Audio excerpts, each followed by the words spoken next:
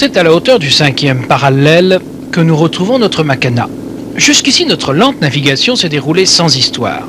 Pourtant, le passage de la mousson provoque certaines perturbations dont il faut parfois se méfier. Nous arrivons à la fin de la mousson d'été et au renversement des vents.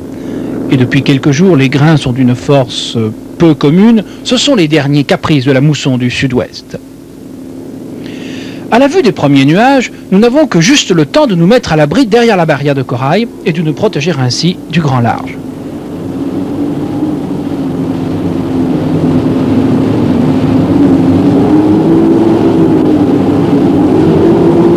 Nous devons descendre des bâches afin de protéger au maximum tout notre matériel des intempéries.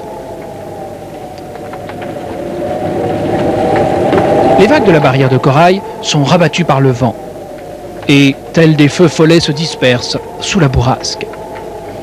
C'est maintenant au tour de la pluie qui tombe tellement fort que les vagues sont comme écrasées et que la mer se calme.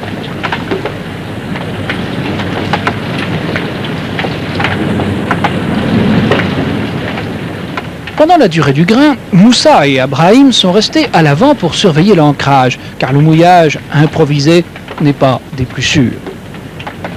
Heureusement, nous sommes sous des latitudes où le soleil revient au moins aussi vite qu'il a disparu et nous permet de reprendre notre route.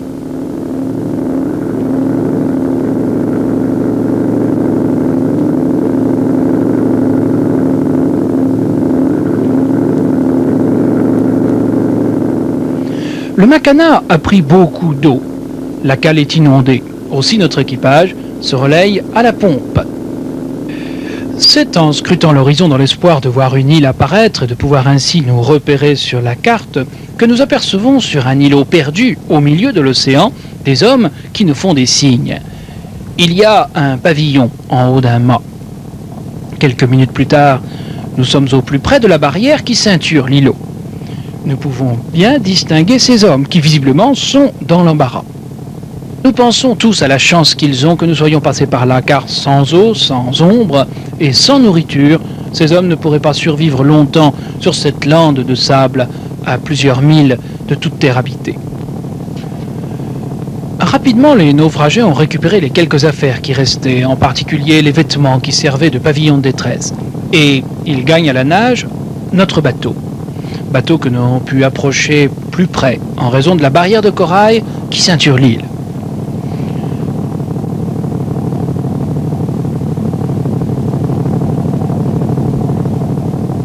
Notre cuistot leur donne à manger et à boire pendant que nous reprenons notre route.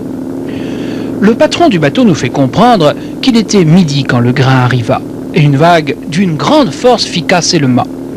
Le bateau, n'étant plus manœuvrant, fut drossé sur le récif. Il est évident que pour ces hommes, la perte du bateau était très importante.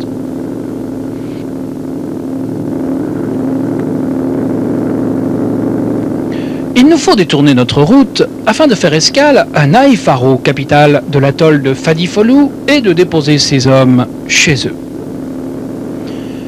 Tandis que nos naufragés regagnent la terre, le chef du village, en signe de remerciement, nous cède un bidon de fioul. Il nous est précieux car il nous donne un plus grand rayon d'action et nous permet de monter plus encore au nord dans les îles de l'archipel. C'est donc sans se faire prier que nous en prenons livraison. Vous remarquerez au passage le système astucieux du palan utilisé pour le monter à bord. Système astucieux dans la mesure bien sûr où l'on retire ses orteils à temps. Il nous faut encore l'amarrer solidement et nous pourrons reprendre notre route.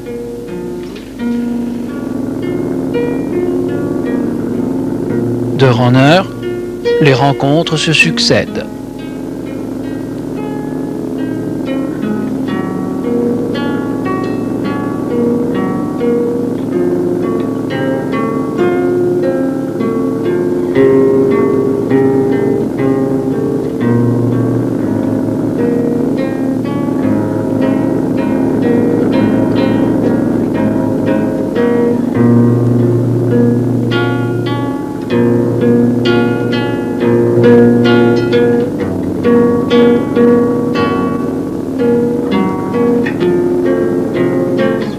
Lorsque nous arrivons en vue de l'île de Kashidou dans l'atoll de Malos Madula, les vagues brisent avec force sur le récif qui affleure.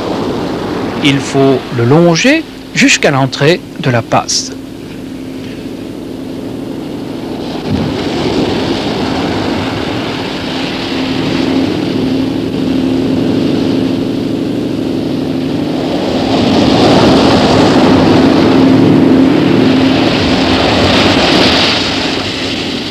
Deux heures plus tard, notre bateau s'immobilise devant le village dont la population s'est rassemblée sur la grève.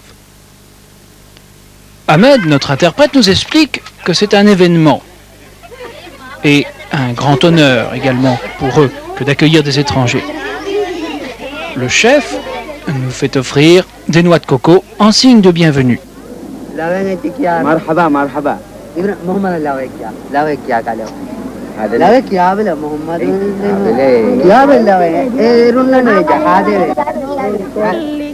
Une femme nous chante des chansons.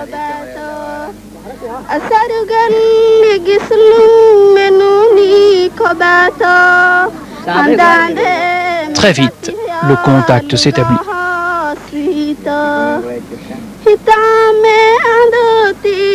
Ici, il y a beaucoup d'enfants. Les habillements sont peut-être un peu plus vétustes que dans la capitale, mais nous retrouvons partout cette grande propreté corporelle qui caractérise ce peuple. Ici, comme dans toutes les autres îles, la cuisine est la même, à base de riz. Parfois, les piments sont écrasés afin de faire une pâte très forte qui, mélangée au riz, relèvera le goût fade et moisi de mise dans cette cuisine sans relief.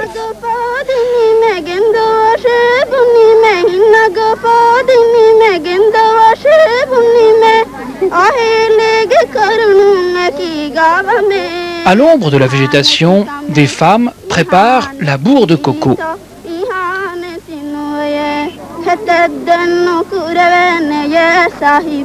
Les fibres ainsi extrudées de l'enveloppe seront roulées d'une façon bien particulière, réalisant cette ficelle, matériau de base de tout assemblage, même rudimentaire, dans ces îles.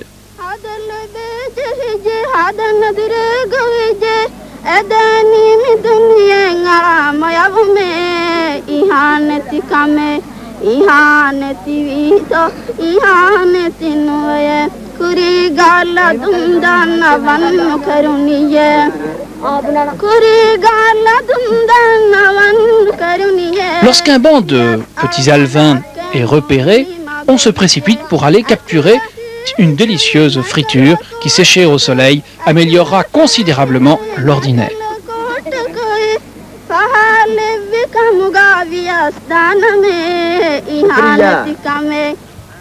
De temps en temps, on tire les bateaux à terre. Spectacle de qualité où l'union des forces arrive à bout de bateaux au poids considérable.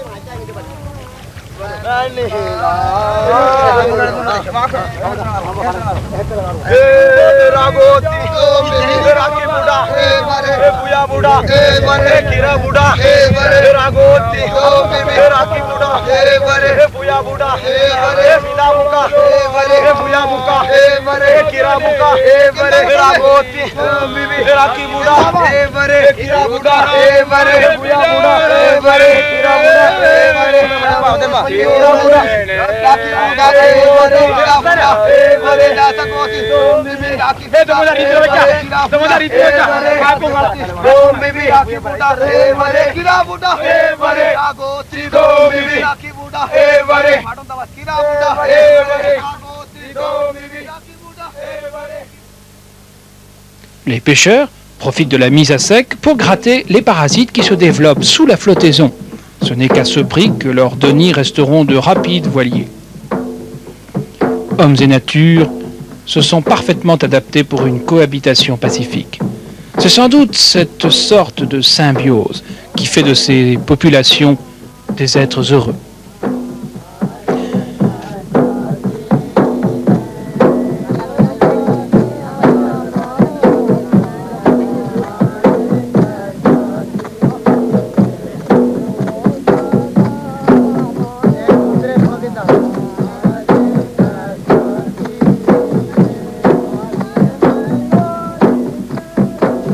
À bord du Macana, c'est l'heure du petit déjeuner. La cuisine est bien sûr faite au feu de bois. Nous assistons ici à la fabrication du pain maldivien. Après avoir râpé de la noix de coco fraîche, on la mélange avec de la farine et du lait de coco. Cela fait une pâte qui roulait en galette et chauffée. En fait, cela aurait été tout à fait mangeable si notre cuistot les faisait cuire, car de la pâte qui n'est pas cuite est pour le moins que l'on puisse dire très indigeste. Un petit coup de chauffe dessus, dessous.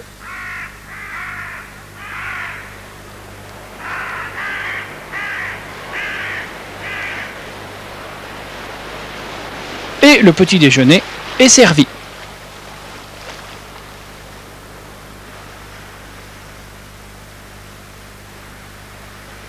Un peu de confiture sur le pain permet d'oublier l'absence de cuisson.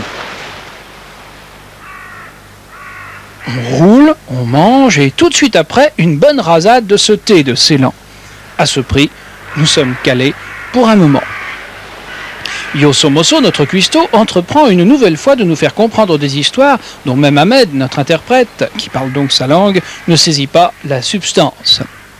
Un vrai dialogue de sourds qui nous permet de bons moments de détente. Et voici nos toilettes. Une caisse percée au-dessus du vide, pas de papier, mais une boîte de conserve avec une ficelle pour aller puiser l'eau dans la mer. Le vrai confort maldivien qui permet à l'intéressé de suivre la conversation qui se déroule à bord. Notre cuistot fait la vaisselle à fond, car la cuisine au feu de bois noircit quelque peu ses casseroles. Le départ est pour dans quelques heures, et nous refaisons des provisions de bois pour la cuisine. Un groupe de femmes nous apporte une provision d'eau, afin de renouveler celle du bord qui s'est quelque peu abîmée.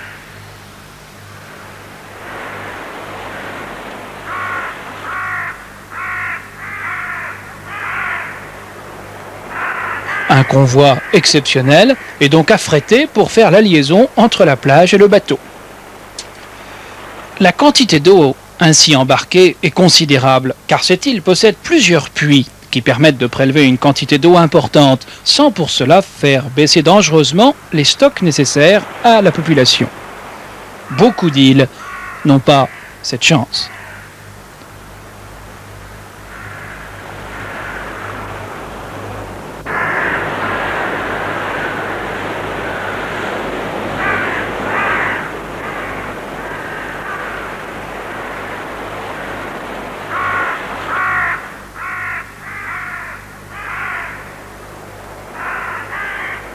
À propos de chance, notre deuxième expédition nous a permis d'assister dans une île au nord, à proximité de Rapuchi, à une pêche aussi miraculeuse que spectaculaire.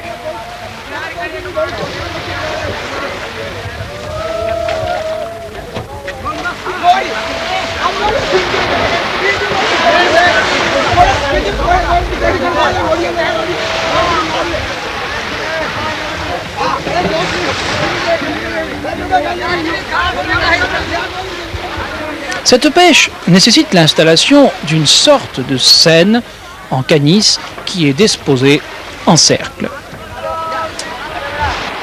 Ce principe est également utilisé en Polynésie. Le poisson est rabattu dans le piège constitué par cette barrière de bois dressée à marée basse à l'intérieur du récif corallien.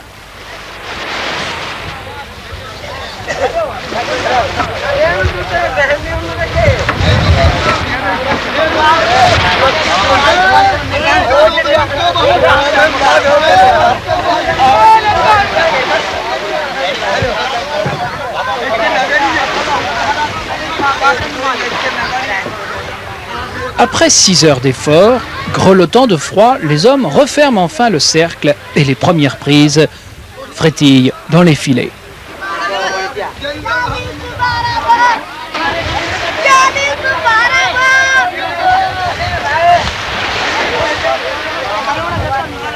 Pour se protéger des dards pointus et des poissons chirurgiens, c'est d'un pantalon de toile en jute épaisse que se sont revêtus les hommes qui sautent dans le piège final. Auparavant, le chef de la pêche a jeté au milieu du cercle une poudre qui a un effet sédatif pour les poissons.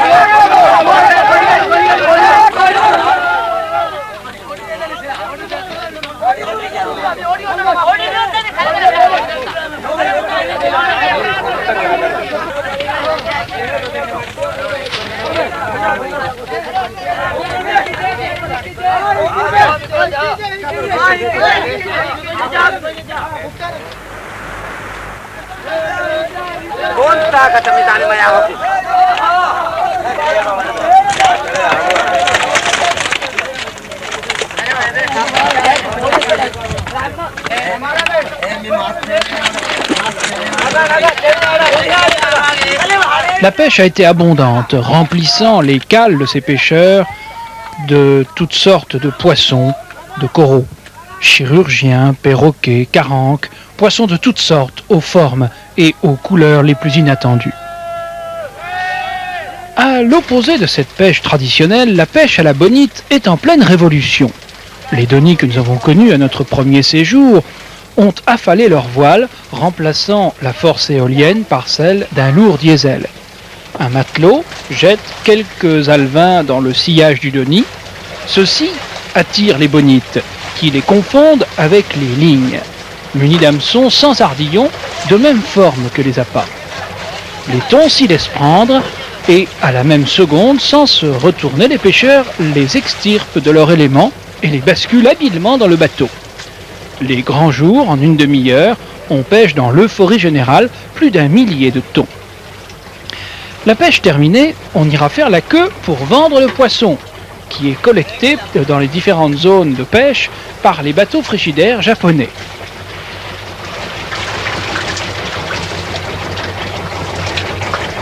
Il faut donc faire la queue à côté de ceux-ci.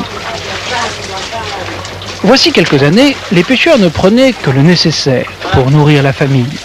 Maintenant, on vend et les quotas de pêche ont considérablement augmenté, appauvrissant les espèces. Ici, c'est le progrès. On est payé comptant.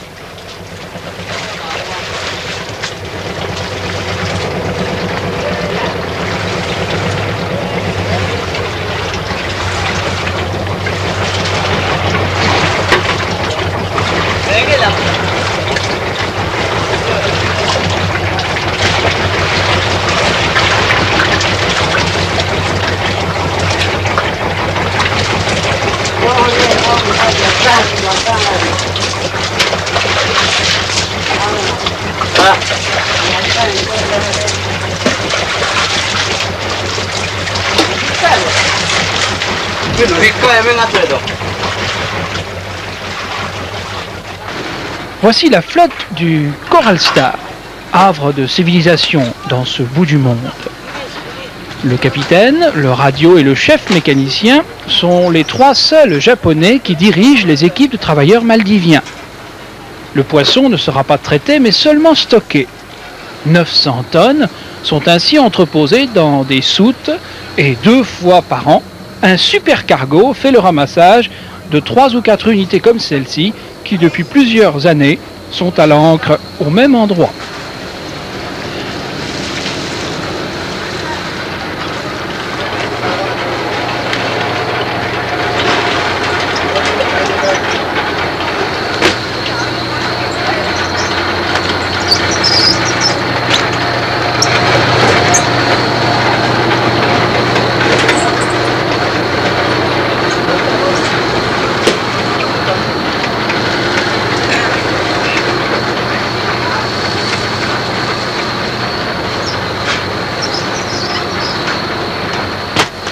C'est en descendant dans l'île de Gann que l'évolution de ce peuple est la plus criante.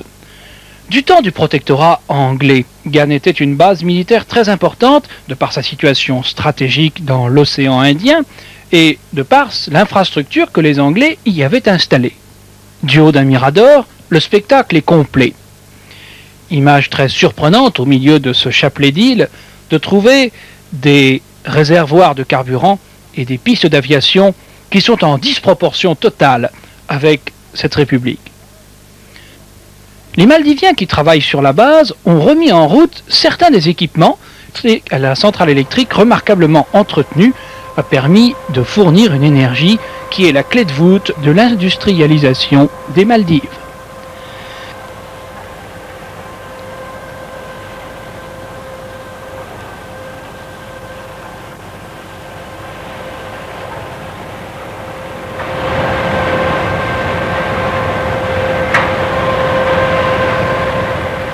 C'est donc de l'île de Gan que vient le progrès dans l'archipel.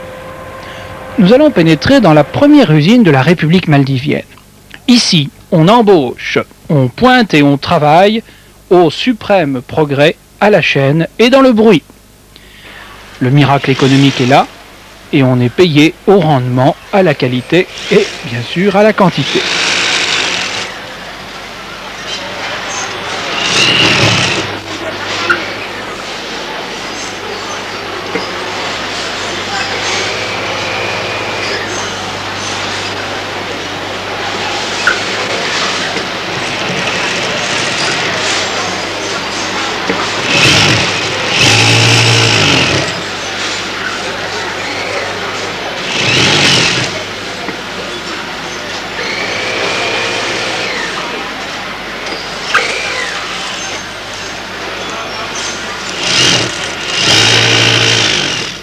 Les premiers produits manufacturés des Maldives sont nés.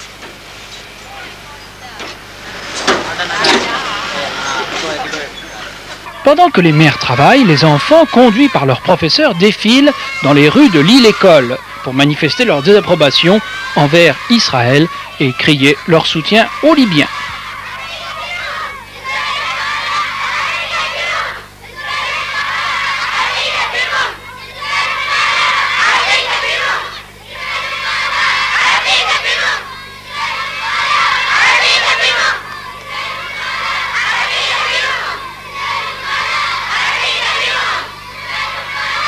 Dans une troisième île proche de Gan, des images tournées incognito vous permettent de découvrir l'hôpital psychiatrique.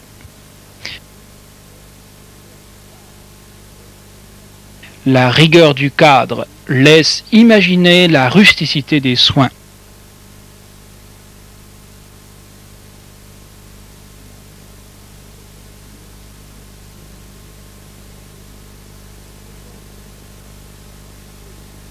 Pouvait-on imaginer, au milieu de ces îles de rêve, un tel gouffre de misère? Ces images nous ont bouleversés.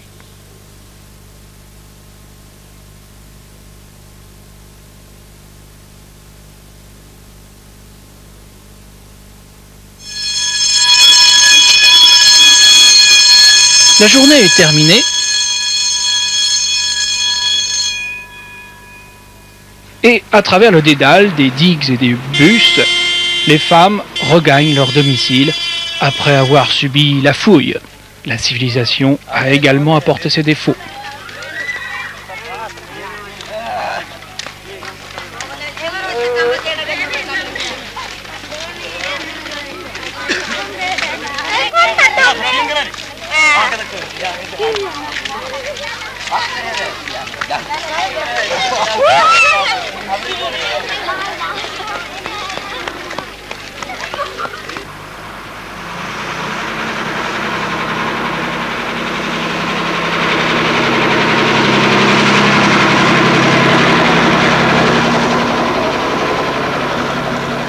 Les seuls gagnants de cette opération sont apparemment les maris qui ne vont plus à la pêche et attendent l'embarquement du cheptel de chaque île respective.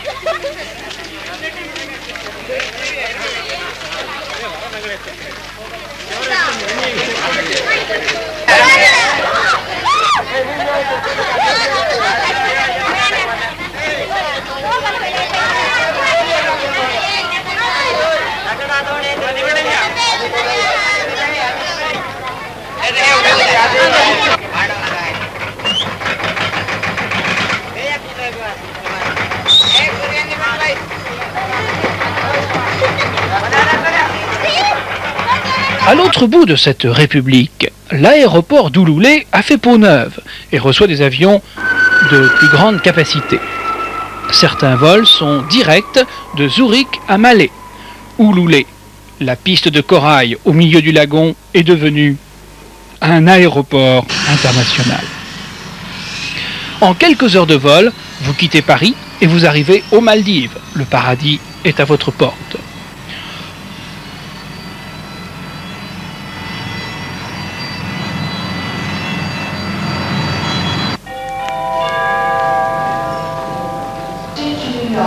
Transworld Airlines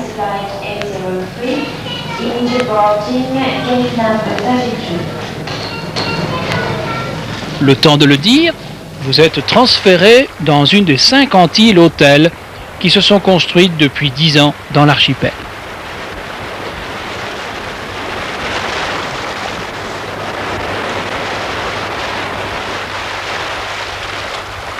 Dans certaines îles, les prestations sont rustiques, mais le paradis est le même, quel que soit l'endroit.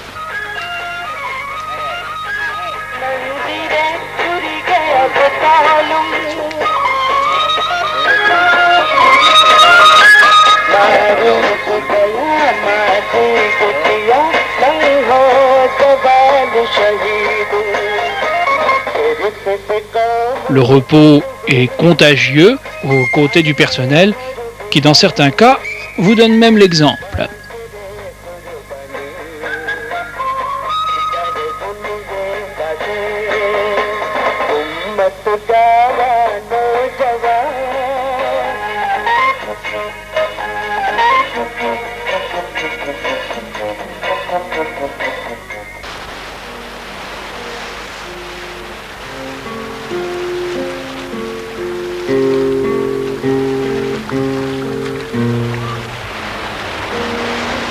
Entre ciel et mer, vous pouvez vous initier au plaisir de la planche à voile, en toute quiétude et en toute sérénité.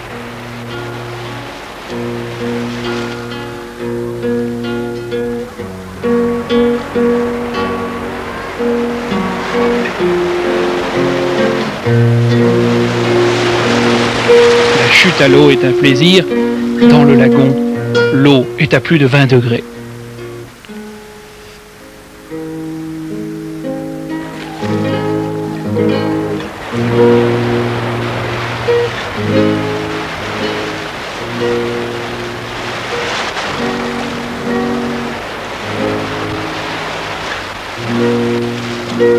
Sport plus tonique est le ski nautique.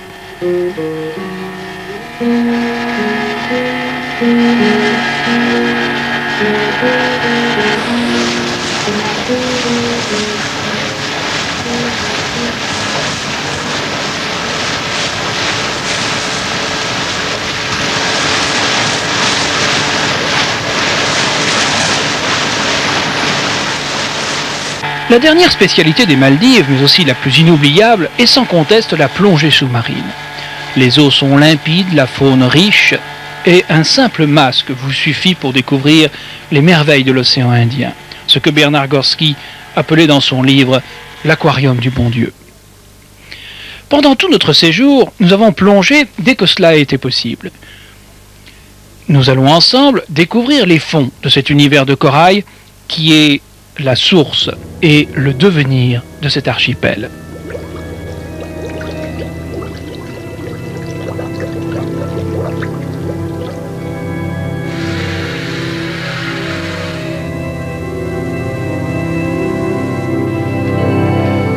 Pendant quelques minutes, il n'y a pas âme qui vive. Mais en quelques instants de patience et de calme, et tout le monde se remet en vie, c'est alors un ravissement. Les Maldives n'ont pas été pêchées d'une façon systématique et la faune est excessivement dense. Ici, les coraux n'ont pas été détruits. Nous sommes en terrain vierge. C'est l'abondance, l'opulence, une richesse naturelle où la pollution n'a pas encore fait ses ravages.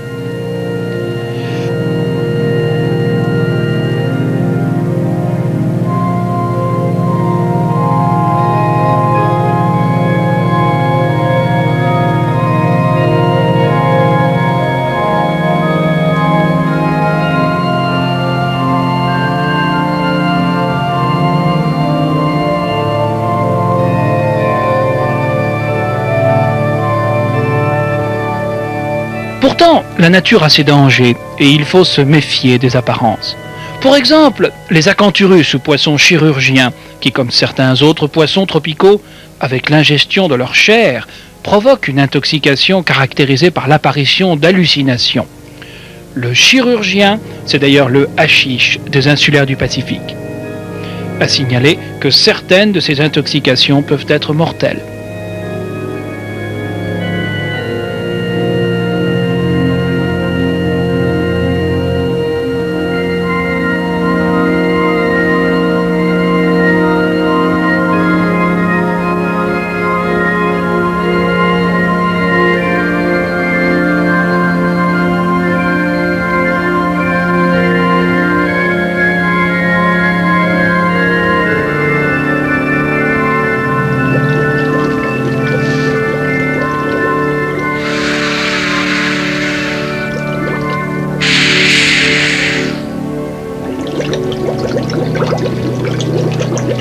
Sous la lueur de nos projecteurs, un banc de petits alevins explose en 1000 étincelles d'argent.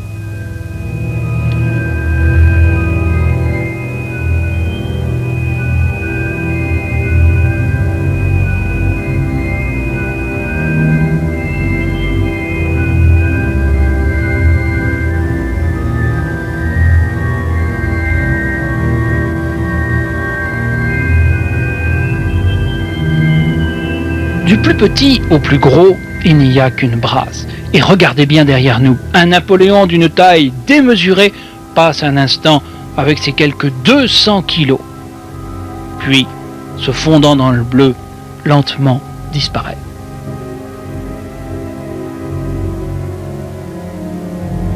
Tournant toujours autour de nous, un requin nous observe en gardant ses distances. Je le poursuis, mais il est inapprochable.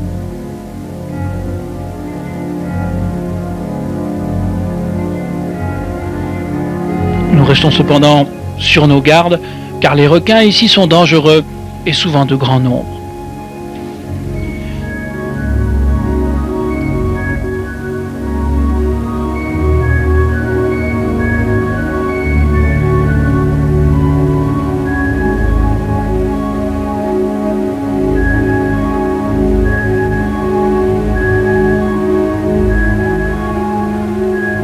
À la sortie de la passe, une surprise nous attend. Des milliers de petits serpents sont là, sortis de leurs trous, happant le plancton qui se déplace avec le courant.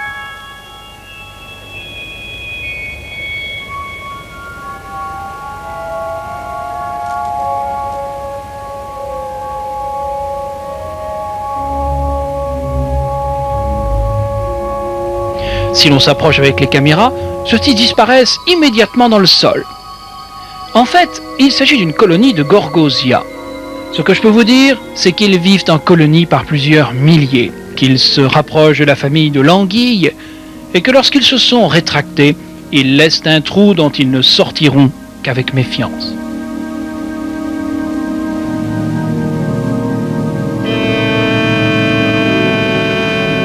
Traînant ses appareils de photo, Marcel se déplace lourdement sur le sol, tel un scaphandrier. Ici, les holoturies, sortes de limaces de mer, sont énormes.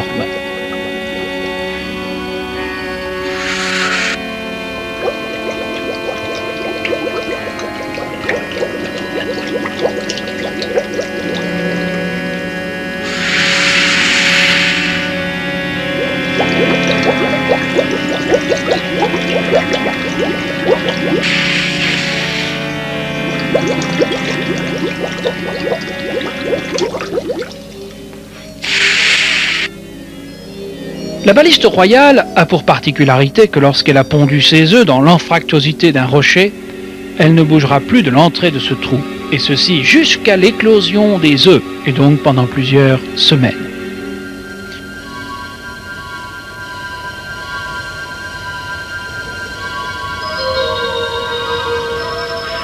Toujours extrêmement mobile, la licorne de mer est très difficile à approcher.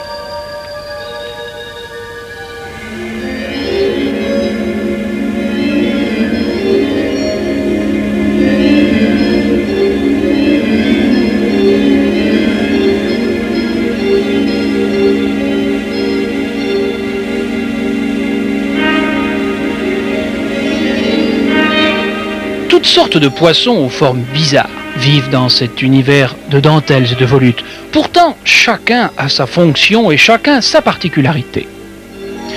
Pour certains, la seule façon de se protéger du danger, c'est de prendre la couleur du fond.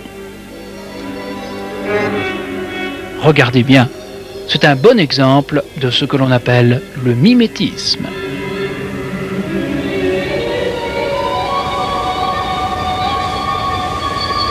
Le gros problème pour nous, c'est d'économiser au maximum nos éclairages.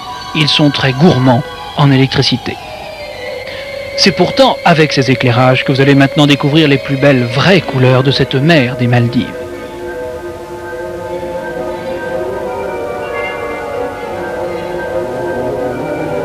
Ce bénitier nous dévoile les magnifiques couleurs de son manteau avant de se rétracter. À titre indicatif, ce coquillage faisait plus de 70 cm de diamètre. C'est un des plus gros que nous ayons rencontrés.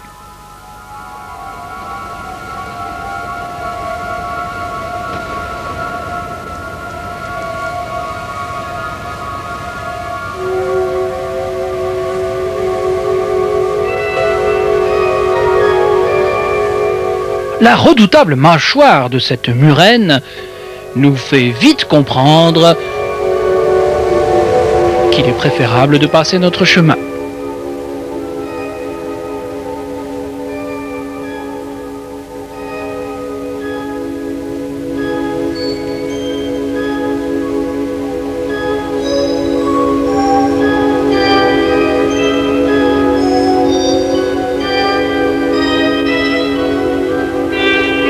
La faune s'adapte à son milieu, et au moindre bruit, ces poissons pyjamas réintègrent les méandres de ce corail, corne de cerf. Voici le redoutable acanthaster. Cette étoile de mer qui s'est repliée sur mon poignard est le seul animal qui soit capable de détruire un récif corallien. C'est en effet de ce récif qu'il se nourrit.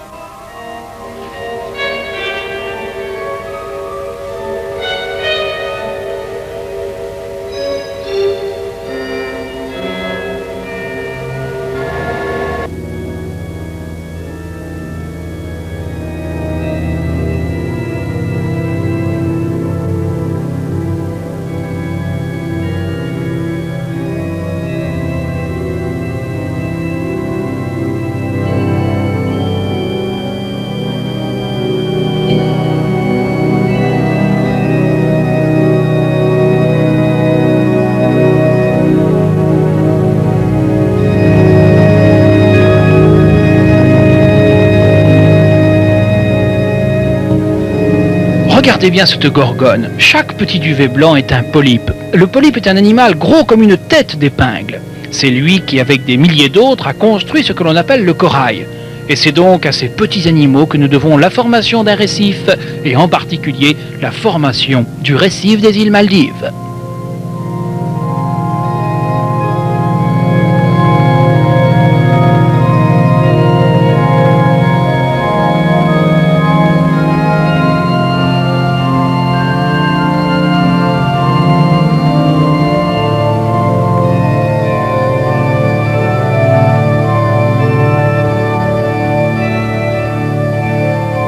Dans ce récif en symbiose plus ou moins amicale, se sont installés des serpules, petits vers marins, qui sortent, comme des radars cosmiques, leurs branchies en panache.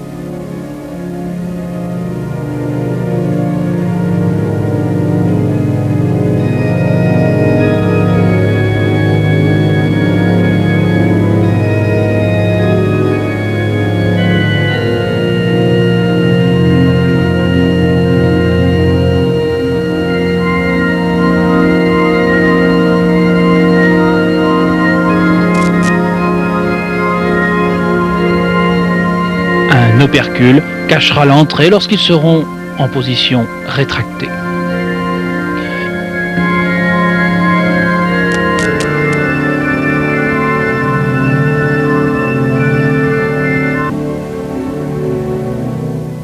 Le sol des Maldives, comme celui de toutes les îles de cette dorsale transocéan indienne, sont issus de cette même formation. Tout ce sol est vivant.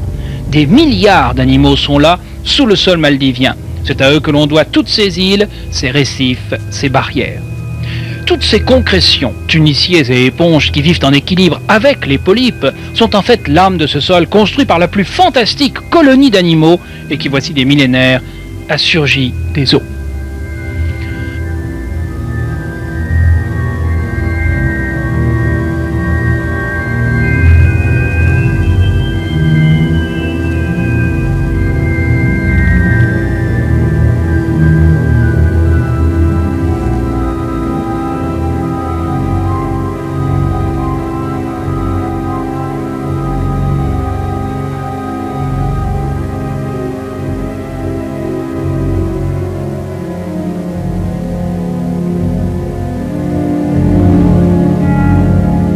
Et c'est tout de même avec un certain regret que j'ai vu passer sur cet archipel 10 années d'existence avec le progrès cette course au dollar qui n'a jamais donné et ne donnera jamais le bonheur.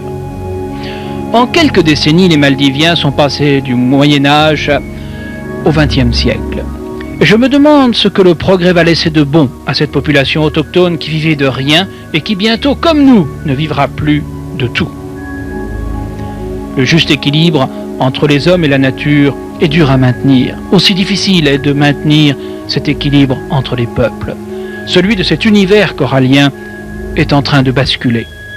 Il reste que cet archipel vaut d'être vu car c'est un morceau de ce puzzle qui forme notre monde avec ses bons et ses mauvais côtés.